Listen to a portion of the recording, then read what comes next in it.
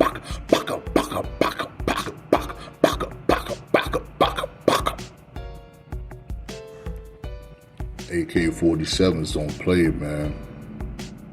That hit wasn't meant for that nigga. It was meant for C-Ray. But they got the wrong person. After that, C-Ray decided to work with the police to be a confidential informant. One day, I was over in the Jordansdown projects, chilling, and C-Ray came over and said, "Keefy D, did you know that Suge put a hit out on me, you, and Little Dog?" I can hear the nervousness in his voice. "Me, you, and Little Dog? Yeah? For 100 racks? Nigga, how did you find that out?" "I'm just telling you, dawg." C-Ray pissed me off when he said that S. Wherever you got that S from, you tell any nigga that's told you that I put a hit on Suge for free, mother effer. It wouldn't cost me a dime to put a hit on that punk ass nigga. Those niggas knew I wasn't a joke. I'm from the street for real. Them niggas is in the record company business. We were crippin' for real. We wasn't faking. Meanwhile, I was wondering where the F did C-Ray get that damn information. The FBI came and raided our houses 2 days later and threw everybody's asses in jail. I'm like, dang. Again, they missed me. The person that saved my ass was a nigga that was living in the neighborhood, picking up old chicken grease from restaurants. He just got off of work like around 3 o'clock in the morning.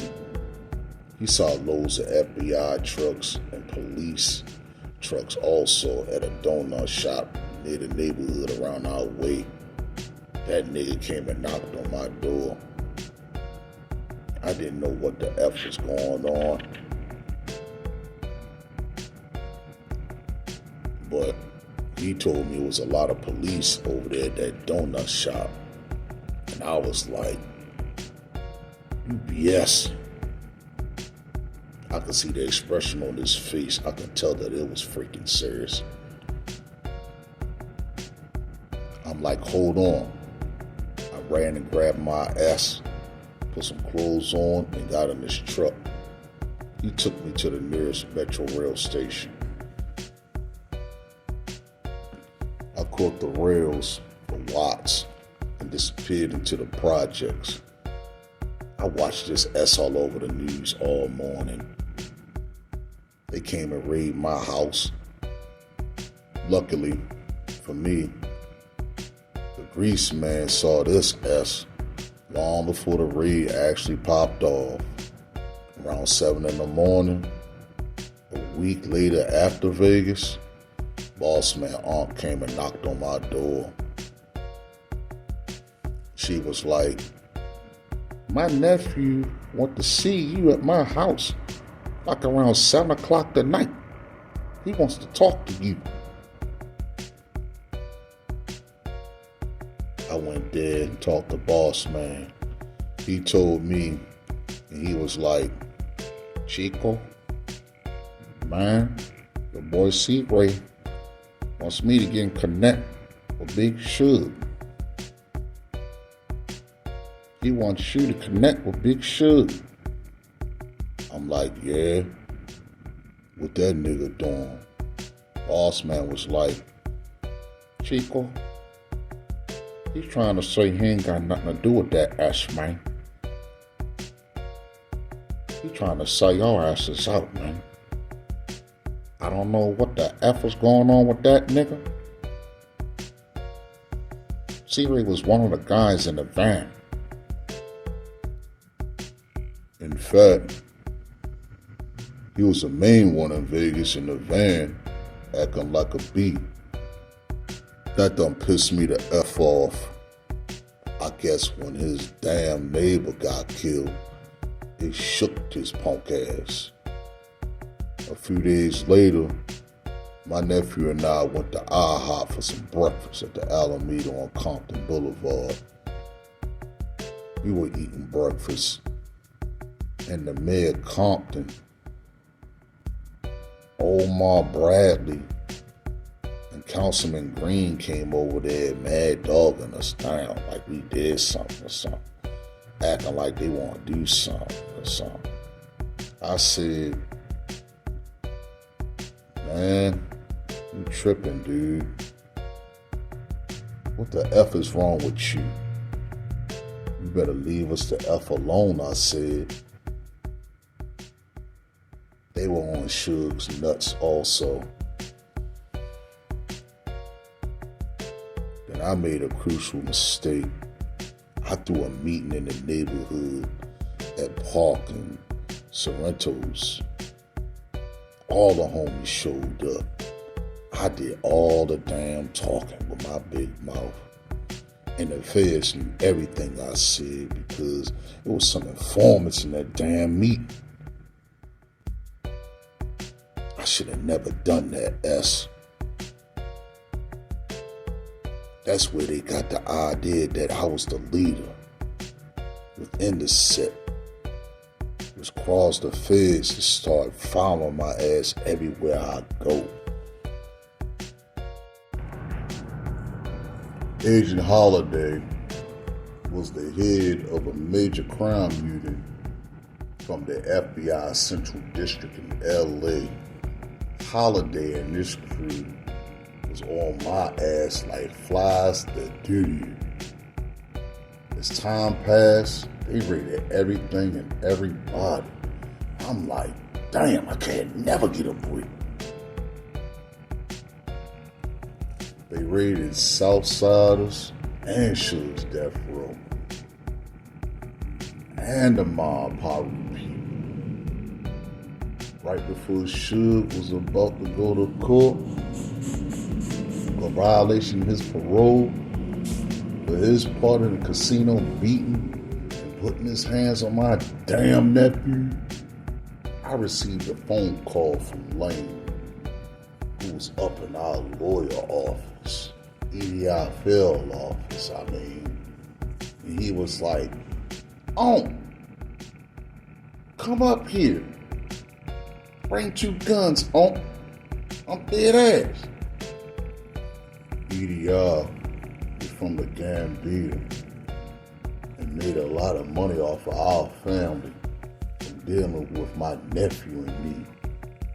And Lane again was like on the phone saying, "Oh, bring 2 guns."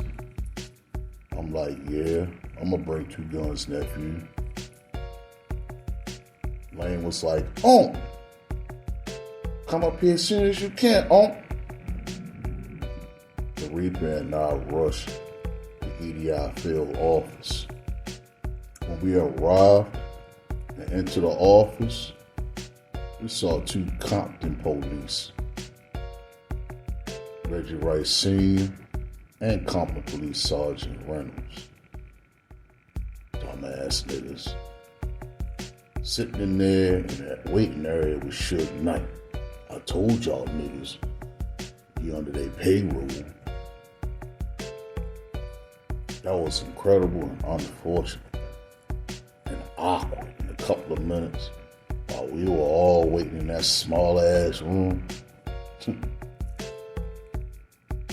That was the reason why Baby Lane told me to bring them 2 guns, just in case. I don't trust them niggas. The 3 of them, that they were in the meeting with Baby Lane before Suge's probation violation hearing and attempt to keep Suge and keep his ass out of jail. They offered to pay my nephew 60 racks. just for him to appear in court and just say that Suge didn't kick him in the casino. My nephew went to the court and said that S2. He got paid 60 racks to keep his mouth shut. But the judge ruled that crap anyway, that Suge did participate in that assault because it was on camera, it's evident. Once my nephew received that payment, the war between our two factions was on chill mode.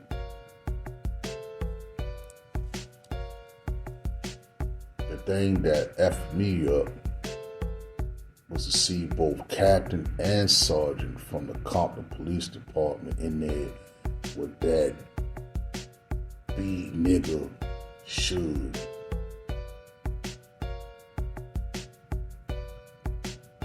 That just confirmed what we already knew.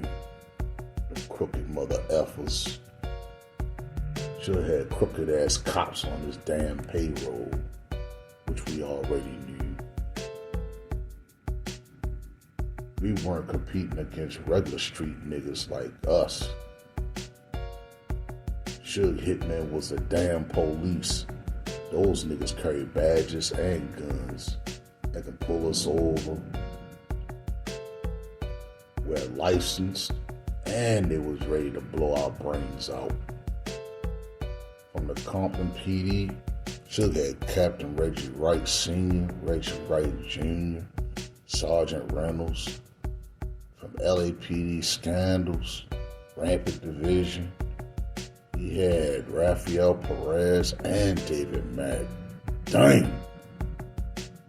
Both of them were Suge homeboys, blood niggas.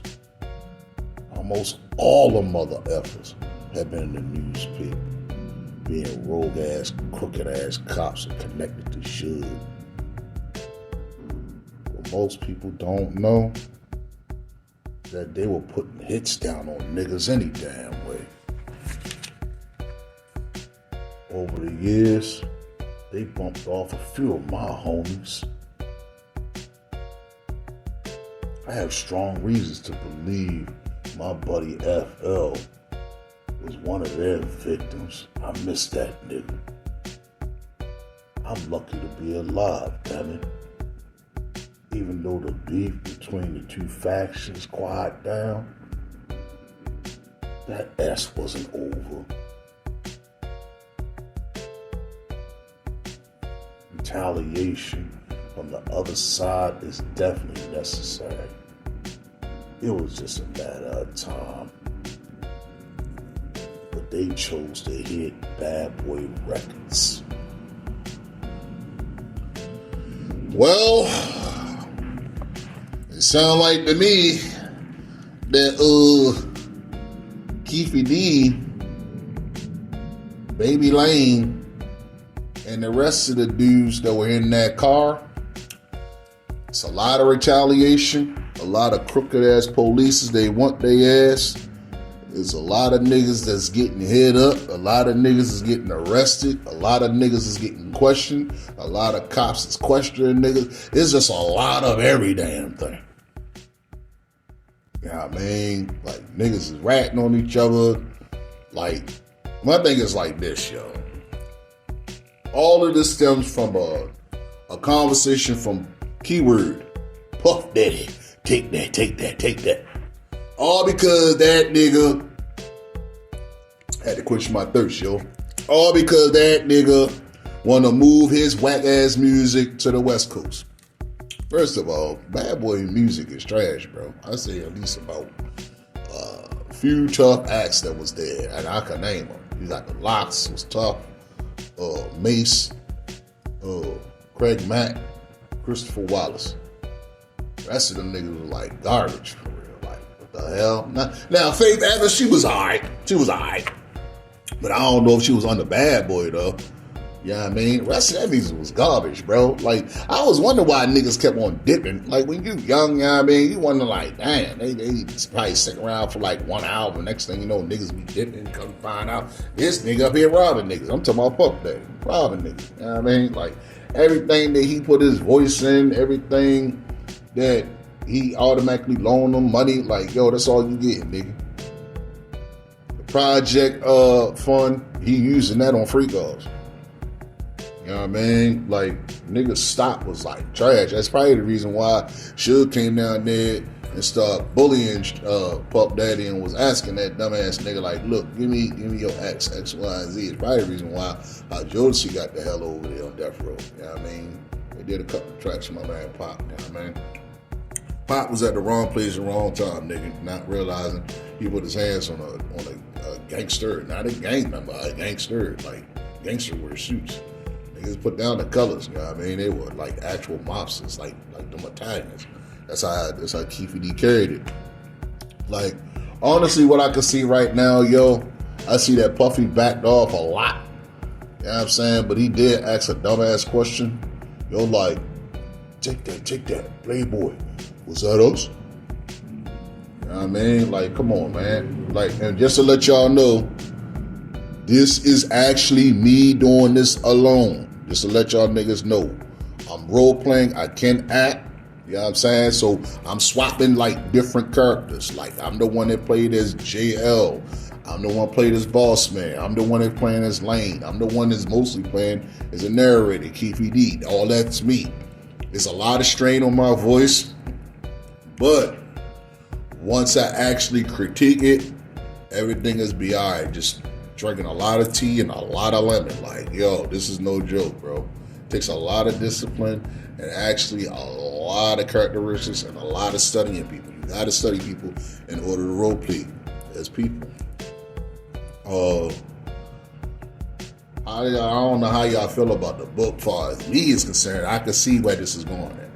You know what I mean? The thing is like really pushing to Keefe D and his friends, as well as Puff Daddy, because if Puff Daddy wouldn't have ran his mouth, none of this wouldn't have been taking place right now. Tupac would have still been alive today. And Death Row still be going on, Puff Daddy still be going on, Bad Boy Records with they whack-ass music still be going on, Biggie still be alive. A lot of people still be alive. You know what I'm saying? Mace wouldn't be going through trial and error. You know what I mean? Like, it's just a complete debacle, y'all. But that's all I got to say right now, yo. Send me y'all comments and tell me what y'all think about my acting skills, and tell me what y'all think about this play, as well as tell me what y'all think about this book. On that note, peace, and I'm gone.